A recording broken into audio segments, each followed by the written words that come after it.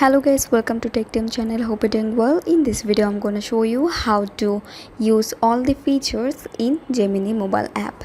So guys, for that go to your Gemini, and guys from here you can write anything that you want, or you can ask question Gemini, then Gemini will provide you the answer. And then here you can also see the voice option if you want to tap on it, and if you want to see anything then Gemini will convert into your voice into text. So this is very easy.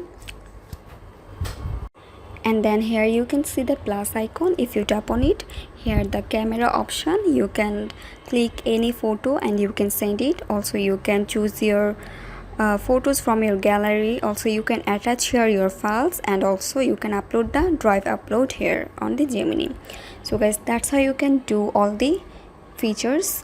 So guys, I hope this video was helpful to you. If it was, then please give a thumbs up and hit the subscribe button, and thanks for watching the video.